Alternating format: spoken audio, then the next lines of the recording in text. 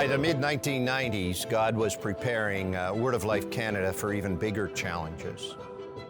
And there was a need came to our attention of having a travel ministry, a group of young people who would travel across the country and represent the ministry.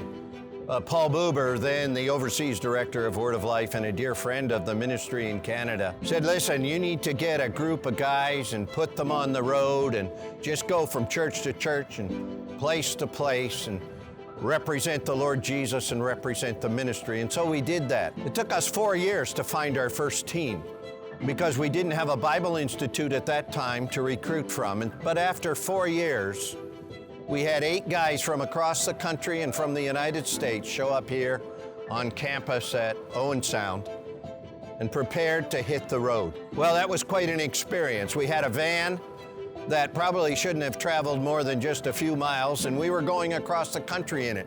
It was a 1970s old van that had been repaired and stuck together, but somehow God used that van, held it together, and we started ministry across the country, and God blessed. We saw kids saved. We saw youth groups encouraged. We saw young people make decisions to dedicate their lives to the Lord. The Impact Team was the first part of our travel ministry.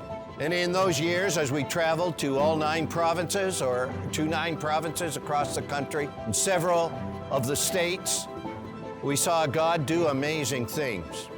One of the years, typical of many, we covered 45,000 kilometers, 300 meetings in a year, and God blessed.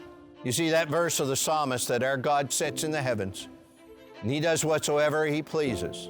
It has pleased the Lord to take Word of Life off campus into the churches and into the homes and into the lives of teenagers and young adults as we seek to share the gospel and see lives changed.